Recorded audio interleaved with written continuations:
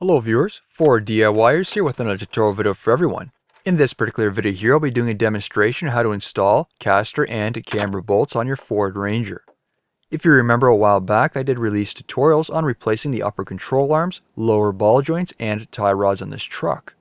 I'm working with a 1998 two-wheel drive model, and you'll find a similar setup up to 2012 and possibly the four-wheel drive models, as well as the Mazda B-Series trucks as well.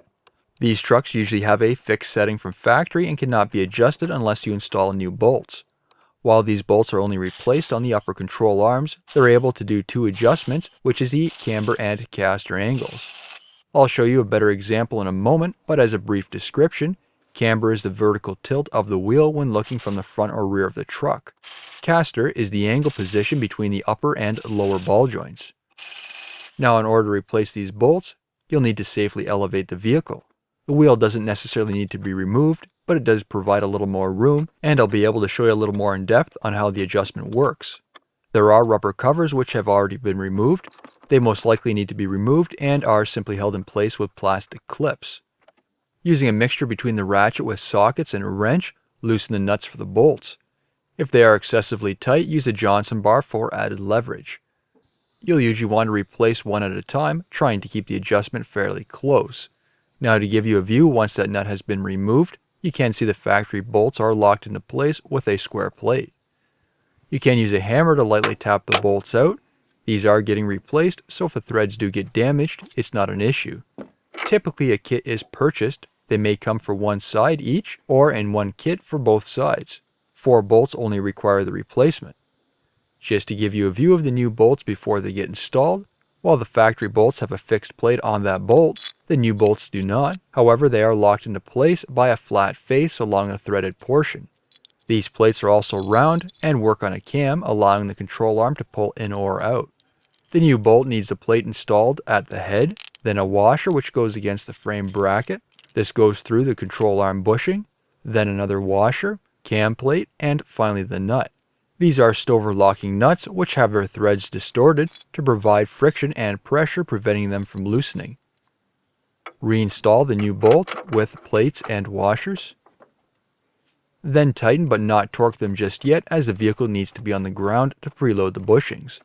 Use a wrench and ratchet to hold the bolt into place, then use a ratchet to tighten the nut down. If that bolt rotates, this will affect the camber and caster angles. Moving on to the rear bolt, remove the nut. The existing nuts and bolts are 21mm. Knock out the old bolt using a hammer. Remove the old locking plate. Install the new bolt with the plate and washer. Then finish up on the other side with the washer, plate, nut, and tighten. Moving on to the other side using the same process. Here's another close-up of the factory bolts. Again, doing one bolt at a time. This time around, I'll be showing how the adjustments work. As mentioned in my upper control arm replacement video, the factory locking plates are different for each position and should not be mixed up when replacing the control arms. But due to worn suspension components, or maybe some slight variations in the parts, the alignment can be thrown off and that will need to be adjusted. Poor alignment can result in excessive tire wear and/or irregular handling. Due to the separate movements of each of these bolts, they can adjust both the camber and caster angles. With one of the bolts removed, you're able to see the comparison between the new and old bolts.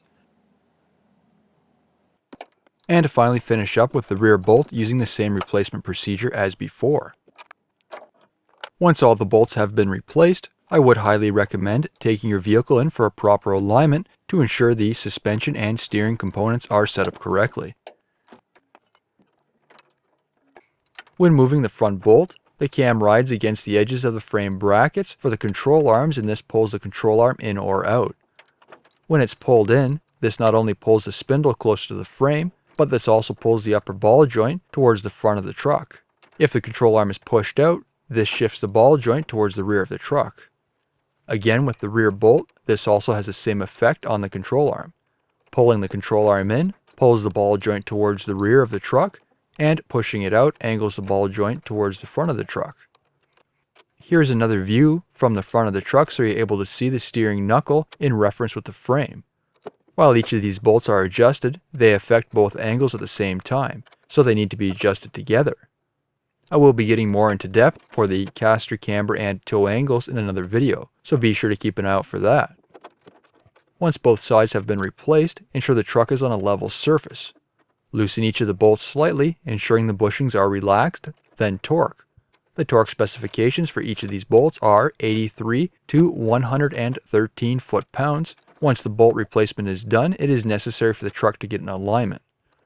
New videos released every week on my channel. Be sure to hit that thumbs up button. It's a huge help to me, and leave a comment below if you found this tutorial helpful. Don't forget to follow my social media pages such as Facebook, Instagram, and Twitter to keep up to date with my latest projects. And if you're not a subscriber, be sure to also hit that subscribe button. Thank you for watching.